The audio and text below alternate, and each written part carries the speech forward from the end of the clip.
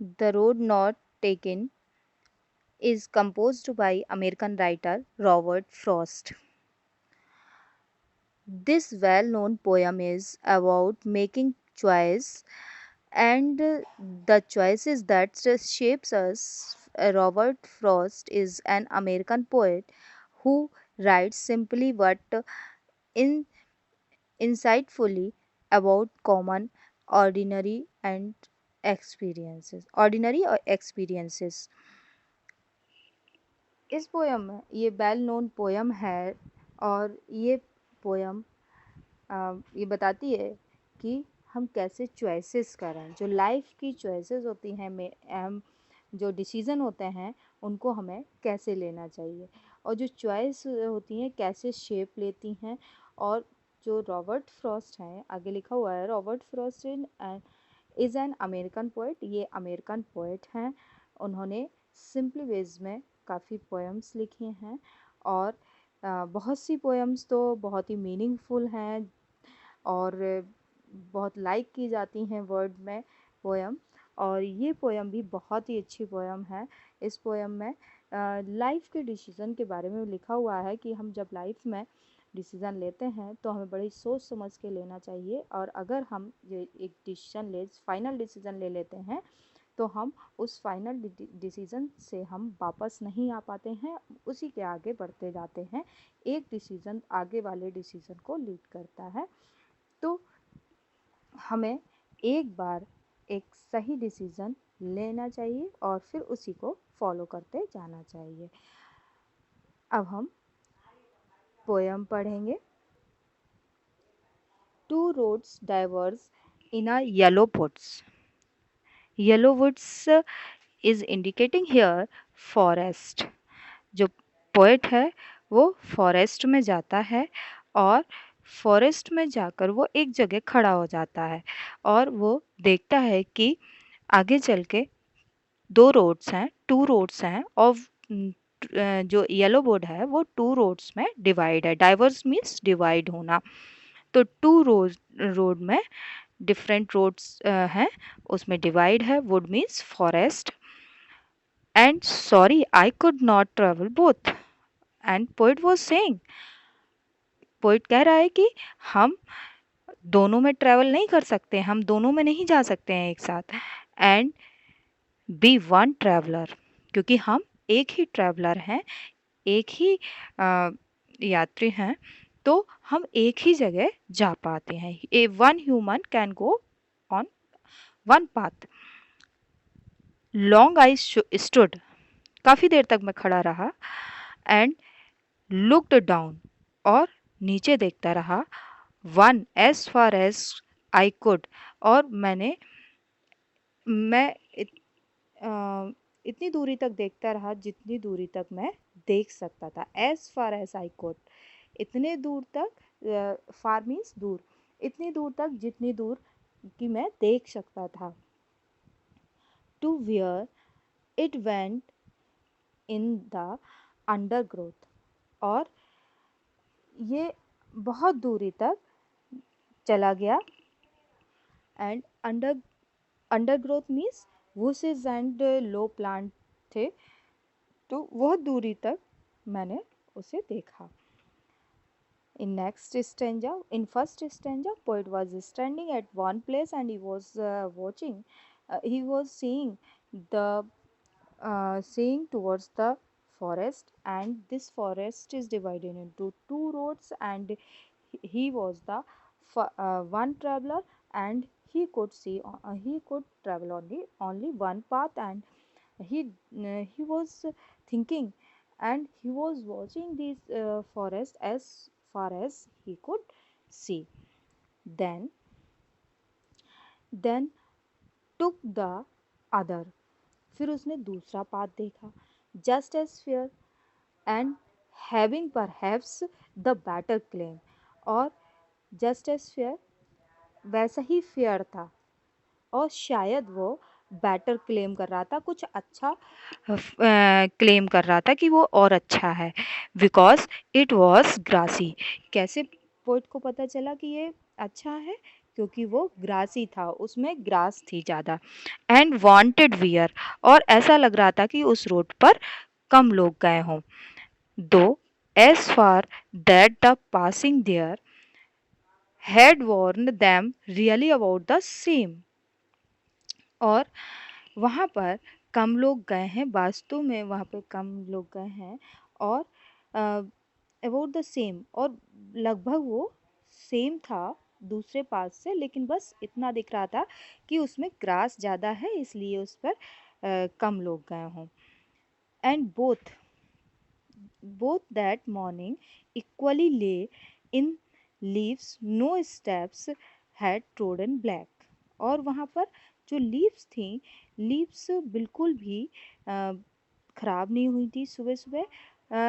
Step no step had trodden black, और किसी भी स्टेप का मार्क नहीं था। ट्रोडन मीन्स कुचलना, कुचल कर वो पत्तियाँ ब्लैकिश नहीं पड़ी हुई थी। Oh I sleep, oh I kept the first first for another day. फिर मैंने पहला अ, अगले दिन एक स्टेप लिया, yet knowing how how way leads on to way, और ये जानकर कि कितना मुझे आगे और रास्ते में लीड करना है। आई doubted if I should ever come back, और फिर मुझे डाउट हुआ कि एक के बाद दूसरा रास्ता हमको लीड करेगा आगे, और मुझे डाउट हुआ कि मैं अगर आगे बढ़ गया तो मैं वापस नहीं आ पाऊँगा। आई ये if I should ever come back, क्या मैं वापस आ पाऊँगा वहाँ से। I shall be I shall be telling this with a sigh, कुछ मैंने अ, कुछ मैं दुखी हो गया। साई मीन्स यहाँ पे आवरना, मैंने कुछ आवरी, मेरे कुछ सैडनेस आई। I shall be telling this, ये कहते हुए मैं कुछ दुखी हो गया। Somewhere ages and ages hence, और समवेयर कहीं, ages and ages hence two roads diverged in a boat, और एजेस इन काफ़ी टाइम तक ये इन फ्यूचर जब मैं इन पाथ पे चला गया तो मैं कभी वापस नहीं आ पाऊँगा। Two roads diverts in a wood, दो रोड जो कि जंगल में टू पार्ट्स में डिवाइड है। I took the ones less travelled by, और मैंने वो रास्ता चुना जो लेस ट्रेवल्ड था। And that that has made all the differences, जिसने मुझे सबसे डिफरेंट बना दिया। और ये जो पोइट हैं, पोइट ने ये बताया कि हमें जो डिसीज़न है लाइफ में, जब भी हम लाइफ में कभी एक काम करके दूसरा काम करना शुरू करते हैं तो हमें दो रूट या दो चीज़ें दिखती हैं, और हमें चूज़ करना पड़ता है कि कौन सी चीज़ हमारे लिए बेटर है। अब हम देखेंगे लिटरेरी डिवाइसेस। लिटरेरी डिवाइसेस मैंने अभी जो फर्स्ट मीनिंग वाला पार्ट था उसमें मैंने लिटरेरी डिवाइसेस बताई थी। देखिए ये हैं लिटरेरी डिवाइसेस, मैं मीनिंग फर्स्टली मैं बताई हैं। मीनिंग जो है उनको देखिए आप। Diverged means went into different directions, wood means forest, undergrowth bushes and low plant means छोटे छोटे प्लांट जो ग्रोथ में है। Just as fair means about equally good and attractive, जो कि एक से ही दिख रहे हैं अच्छे। Wanted wear means not use so frequently, जिनको ज़्यादा यूज़ नहीं किया गया हो। ट्रोडन मीन्स ट्रैम्पल्ड या क्रस्ट मीन्स कुचलना। ट्रोडन ब्लैक मीन्स कुचल कर वो ब्लैकिश हो जाना। For another day, for another occasion, दूसरे ओकेजन पर। With a sigh means sadly, दुखी होकर। हेंस मीन्स इन फ्यूचर, भविष्य में। Diverse went into different direction, दूसरी डायरेक्शन में जाना। लिटरेरी डिवाइसेस जो यूज़ हुई हैं, सिम्बोलिज्म सिम्बलाइज किया गया है यहाँ पे, और जो रोड है इनको जीवन के डिसीजन से सिम्बलाइज किया गया है। एलिट्रेशन, एलिट्रेशन में इसमें हमने एलिट्रेशन फिगर ऑफ स्पीच तब होती है जब एक लेटर कई बार रिपीट किया गया हो, एक से ज़्यादा बार। जैसे यहाँ पर जो W का यूज़ किया है बार बार, F का यूज़ बार बार किया गया है, तो एक से ज़्यादा बार यूज़ हुआ है, तो यहाँ पर फिगर ऑफ स्पीच एलिट्रेशन है। रिपीटिशन, जैसे एजेस को 2 बार रिपीट किया गया है और एक पूरा सेंटेंस जो 2 टाइम रिपीट किया गया है, और इसकी राइम स्कीम है A B A A B, A B और ए ए बी। यहाँ पे हम आपको क्लियर बता दें रिपीटिशन कहाँ है और कहाँ पे एलिट्रेशन है। देखिए ये देन टुक, टी 2 बार रिपीट हुआ है, तो यहाँ पे ये एलिट्रेशन है। और यहाँ देखिए एजेस लिखा हुआ है, ये एजेस 2 टाइम यूज़ हुआ है, तो यहाँ पे रिपीटिशन है लेटर की। यहाँ पूरी लाइन की रिपीटेशन है। 2 roads diverged in a wood, 2 road diverged in a yellow wood, तो ये रिपीटिशन है। और यहाँ पे एक लेटर 2 बार यूज़ किया गया है, ये यहाँ टी 2 बार यूज़ किया गया है। वांटेड वियर W 2 बार यूज़ हुआ है। तो इस टाइप से जो रिपीटिशन, ये लेटर रिपीटिशन होता है तो एलिट्रेशन होता है, वर्ड और लाइन रिपीटिशन होता है तो वो रिपीटिशन होता है वहाँ पर। अब हम now we will go to the summary. The poet says, the poet says that once he was walking down the road and reached a fork.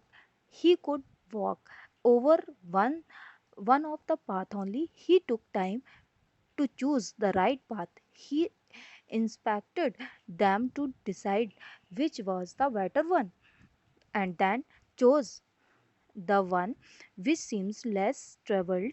He kept the other one for the some other day. He would go the further on the chosen path. Different path पे जाता है वो जो better होता है, and not get a chance to go back it back on it. As he walked on the chosen path, he realized that both paths were similar. He felt that his future depended on the choice that he made. So he should choose the right path, and that path which was less traveled. And this will this poem symbolizes that we should always choose the right path and we will go ahead. In this way, you will understand whole poem